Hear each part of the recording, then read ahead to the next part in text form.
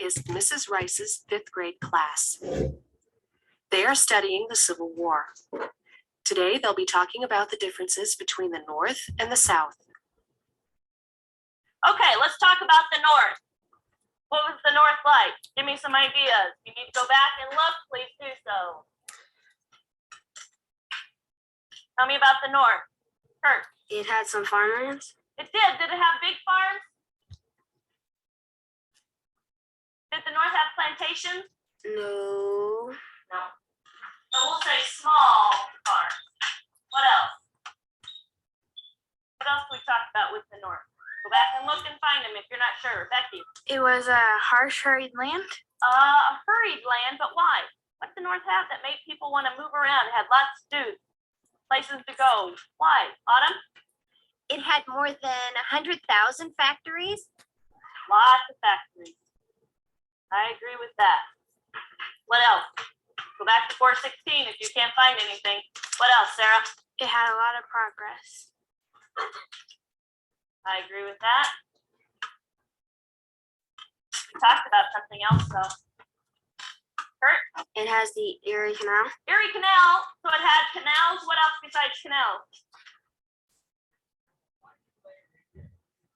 Johnny? Railroads. Good. Anything else? Rosie? That goes with this one. Canals, railroads are all part of transportation. Anything else that goes with transportation, Jenny? Steamboat. Steamboat. Those were all things that move goods from place to place, right? In the North. There's one more thing we talked about. We said that they grew from 2 to 45. What was that? What grew from only 2 of them in 1790 to 45 in 1860? What was that, Michelle? Cities. Cities. Most of them, they said, were in the North. So the North is a place of big cities. They have factories. They have a few farms, but they're small farms. They're not big farms. They are progress. They have lots of progress. There's one more thing. Starts on the bottom of 416 and continues on to 418. 417, my apologies. Josh? Immigrants. Most of the immigrants, most of the people that were coming to the United States at this time were settling in the North because they were working in those cities. They were working in those factories. The Irish immigrants had just come from Ireland and there's a famine. Their farms were doing very poorly, so they didn't want a farm because they had starved on the farms. So they wanted to try something different, and they came and they lived in the cities in the North. What are we going to read about next? On the top of the second column on 418. What are we reading about next, Angela? The South. The South. As we read, pay close attention so we can list some things that are important. So, tell me about the South. Tell me about the South, Josh. Cotton. With a capital C. Cotton was king. It was important to the growth of the plantations. What else, Sarah? There was slavery.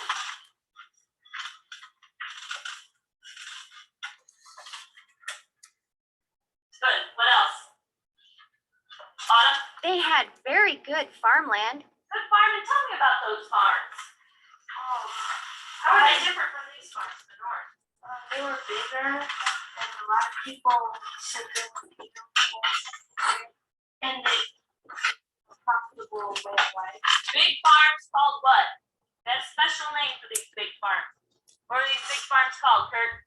Plantations. We talked about plantations earlier this year. What do you remember about them? What do you remember about plantations, Sarah? They had many different buildings for the slaves. Yeah, they had quarters for the slaves to live in, right? But did they have to go to town to buy their soap? Butter? How about food? Why? Why didn't they have to do this? Kurt? They all had it on the farm. They had it. A plantation was almost like a small town. Remember we talked about that on a plantation, most of the things they needed for daily life could be made and produced right there on the plantation. Who did all that work? Who produced the slaves? Take that. So the slaves were important to the way of life of the South. They were important to the way of life for the South. Anything else in the South we need to put up here? Anything else? Rosie? The South grew 3/4 of the world's cotton. I'll put it up here. What other products did it grow beside cotton? I'm asking Michelle. Rice. Rice is one. Another one, Becky. Sugar.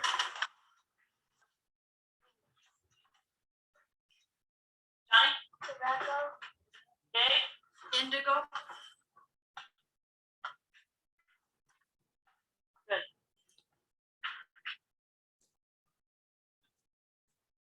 The two ways of life. The North and the South were joined together in one nation. But as you have read, each had its own way of life. The North was fast becoming a world of cities and factories. The South remained a world of plantations and farms. But the greatest difference between the North and the South had to do with slavery. And as you will read, this difference turns into a war. The big difference is the North had factories and lots of immigrants that came and worked in those factories, worked in those cities. Who ran the plantations? Who ran the plantations in the South? Who did all the work? Kurt? Slaves. And so that was a huge difference of opinion. Rosie? Yes, it is. It's going to be the start of the Civil War. Page 425.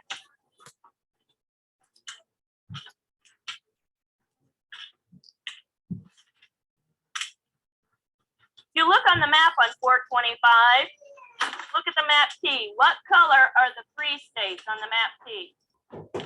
Johnny? Orange. And what color are the slave states on the map T? Kurt? Green. Green. I want you on your map today to label and find the free states and the slave states. You don't have to do anything with the territory. You just have to find the state. Make sure on your map, you make a map key, and if you would like to abbreviate the states, you may do so. You can use postal abbreviations, which are the 2-digit, the 2 letters together, or you can use, like for Nebraska, would be capital NEB. Okay.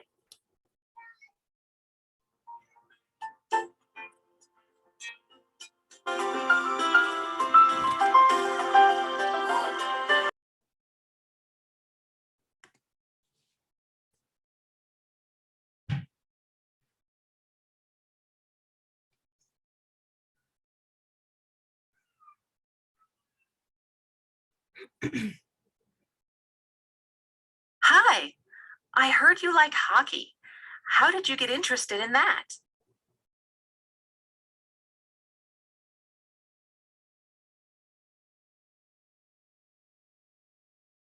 Well, one day my dad was outside playing hockey and I was just watching him.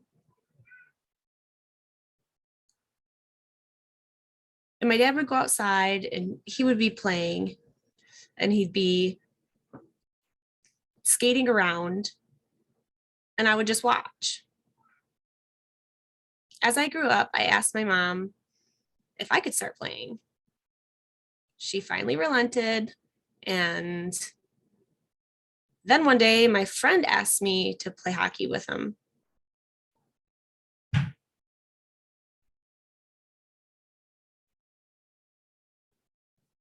My friend let me know about this hockey camp that was happening in Chicago. So the coach called my parents and asked if I could come. What happened? What did you do at camp?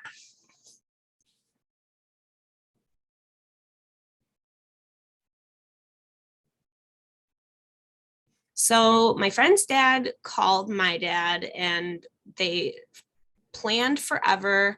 We drove to Chicago. It was a 2-hour trip. When we got to Chicago, we did some sightseeing and we found the hotel. We got our bags and the first thing we did was we went to the camp and they started explaining how the camp would work. We started meeting people. We would find out where they were from. And then the coach divided us into groups. I was in group 7. And so there were 7 and 8-year-olds in my group. What was camp like?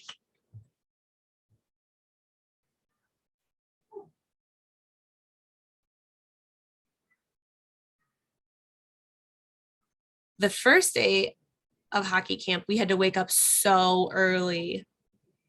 I changed my clothes, got all ready, and then we had to do some running in the basement. No, we had to run to go get breakfast. Then we ran back upstairs to our room to grab our bag to get to hockey practice. What did you have in your hockey bag?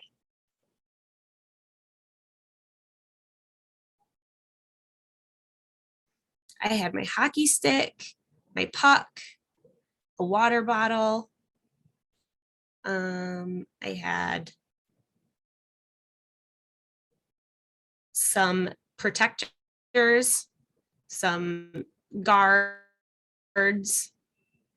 I had guards that went on my wrists and on my shins. I had lots of things like my stick. How did you get to practice?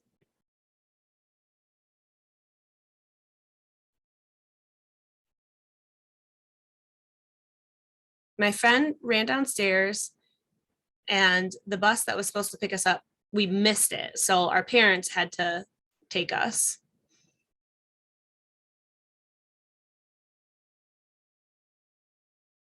Oh no! What happened when you missed the bus?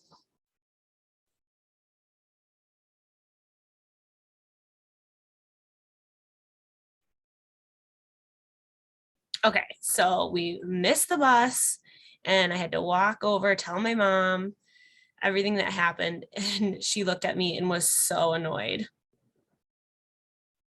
She said, "How could you miss it?" Why did you miss the bus?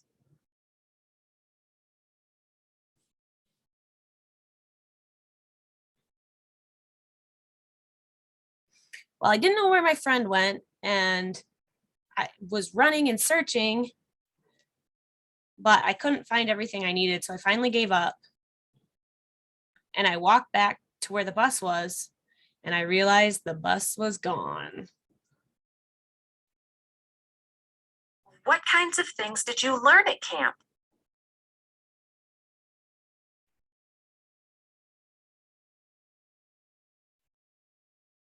Well, I learned a few different things. I learned how to run without or skate without a stick, how to pass and work as a team, and how to score a goal. What did you do after the camp practices?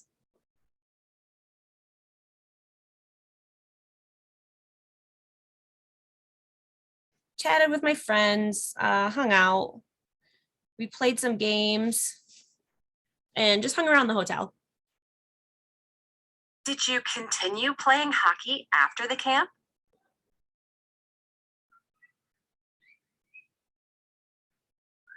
Yeah, I played for about a year. Have you taken any family vacations?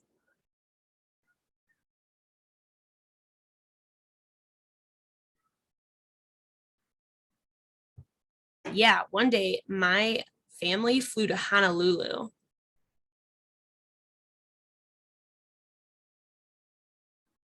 We walked from the Honolulu airport and then we had to go about 20 minutes. Wow! What did you do in Hawaii?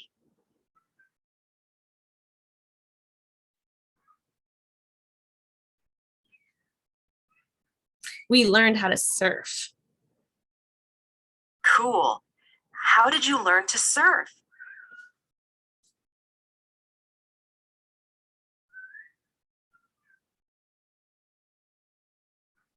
My dad was reading the newspaper and he was looking through it. And my brother and my sister, we were all going to the beach.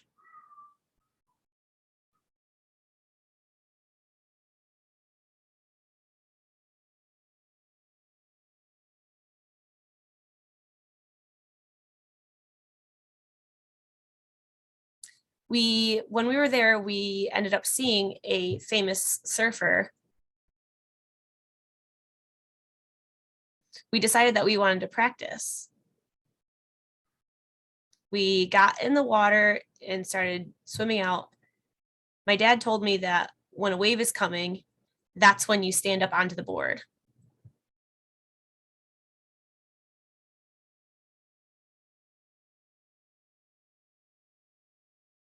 When the wave gets really big, then you lean back. What else did you do on your vacation? We went scuba diving. Neat. Tell me about snorkeling.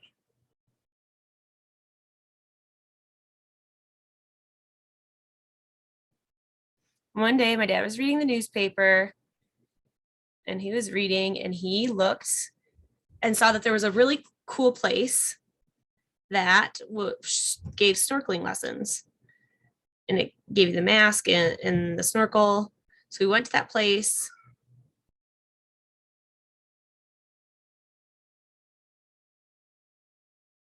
We went to a volcano and we saw that there were rocks and a bunch of different things all around it. And it was a beautiful place to snorkel.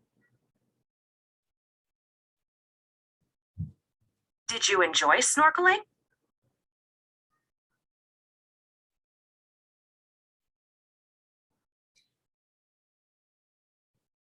Oh yeah, we really loved it. We were there about an hour and then we got hungry, so we left. How long did you stay in Hawaii?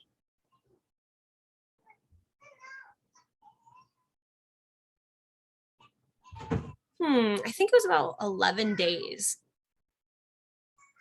That sounds like a fun vacation. Say, do you know what you want to be when you grow up?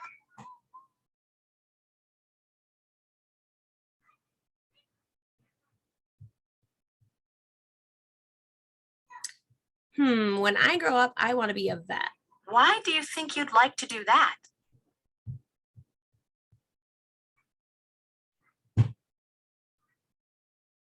Well, when I was growing up, I had a dog. Tell me about your dogs.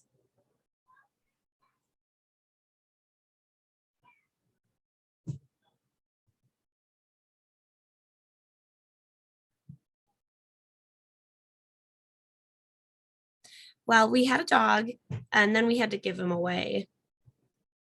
And then we had a dog named Z. What kind of a dog was Z?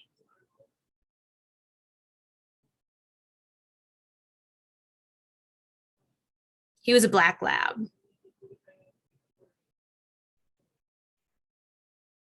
He was mixed a little bit with a golden doodle. Oh no! What happened after that?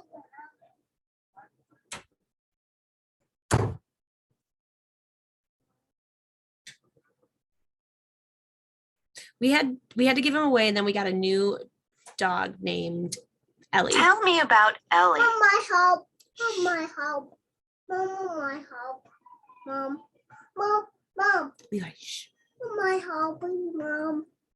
Mom, my help. I had a money jar Mom. that I love to play with. Do you still have Ellie?